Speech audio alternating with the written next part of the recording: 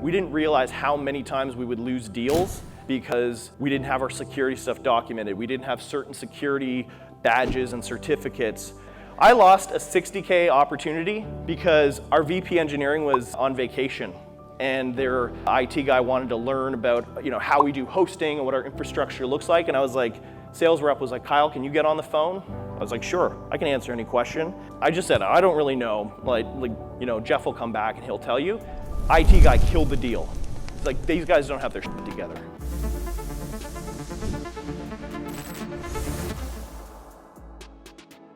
I used to run an agency, and the reason I got into SaaS was because I didn't want to run an agency, right? I didn't want long sales cycles, feast and famine, cash flow, upset customers that are hard to please. I was like, SaaS is the way to go.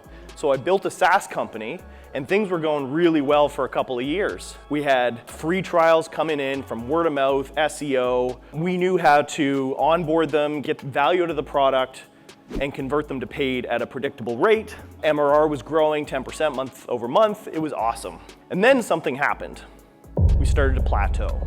As we approached the 5 million ARR mark, MRR growth was stunted. And as you can guess why, it was because of churn. Because those small customers churn out at such a high rate, eventually it catches up to you and you can't fill the funnel fast enough. We all know what churn can do to a business. So what are some ways to combat that? Well, one way that a lot of SaaS companies achieve this is by going up market, selling to bigger customers, higher ACV. Makes a lot of sense. And if you sell to a bigger customer, they're going to churn at a much lower rate because by the time somebody goes through a sales process and onboards their team, they get locked into a solution. So churn is almost zero. So there's a lot of reasons to go up market. There's some pitfalls that I want to share with you because we've been doing it for about 18 months and I don't want you to make the same mistakes that I made. So this framework is called the mid-market mover. You guarantee there's a TM there. And I also have a nice little Venn diagram and it's got 3 Ps. Positioning. The big mistake that people make, that we made, is that you take your pricing page and you add enterprise to it. Call for pricing. Get a demo. There, we're done. We moved up market. So as it turns out, when you're moving up market, you're now changing markets, which means that if you had product market fit, you now need to find product market fit again with a new market. If you're selling up market now to, say, a VP of sales at a 500-person company, that person's going to have different needs, different wants, different pain, and they may even be coming to you for a completely different problem, even though it's the same product. So for example, at Proposify, we anchored our positioning for a long time around closing more deals. Our tagline, coffee is for closers. Because if you're a small digital agency owner, which was our target customer when we were selling SMB, they just want to close deals. Turns out, VP of sales, directors of sales, they have no problem closing deals. They want to streamline the process. They want to cut down on time. They want to reduce errors and manual entry. And that's a totally different value prop than what we were selling. Distribution's going to change because when we were selling to digital agency owners, we had some brand in different events like inbound and traffic and conversion. When we moved mid-market, we had zero brand. Nobody knew who we are. And we thought Facebook ads, for example, works really well in SMB, not as good for mid-market. So your channels are going to change. Positioning is a huge thing that you have to get right and think about when you're going to move up market. It isn't slapping an enterprise tier. Second one, pricing. One of the dumbest things that we did was we capped our own pricing.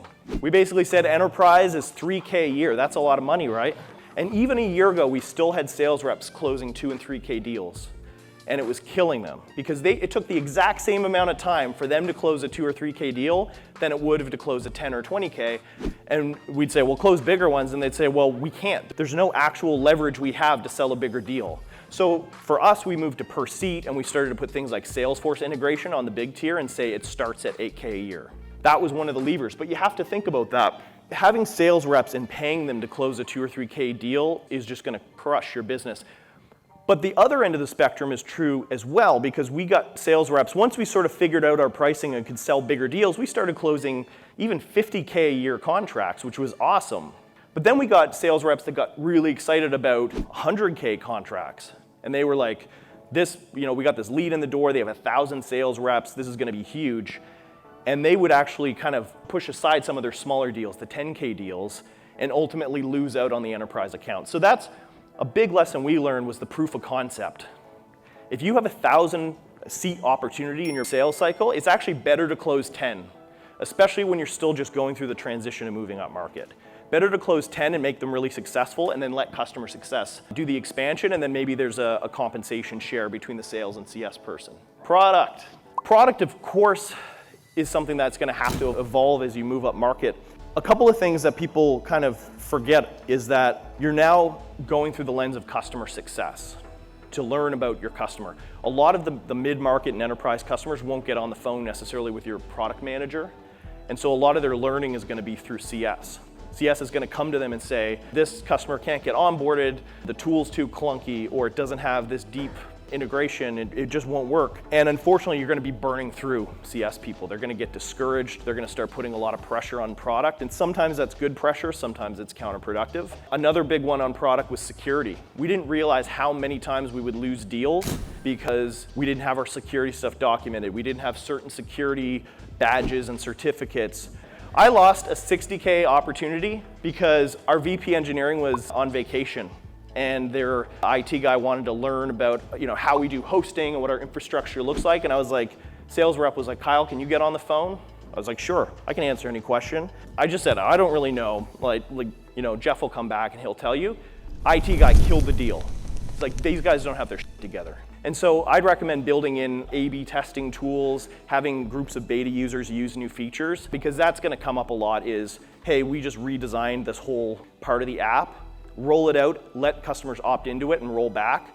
The devs will fight you on it and say, geez, like the amount of time that takes to build, we could have another feature built, totally worth investing that time in. So these are the tips for moving up market. A lot of pitfalls to be aware of. Think about some of these things. Ultimately, it is worth it. When you get that ACV up and the lifetime value up, you can actually build a much more scalable business.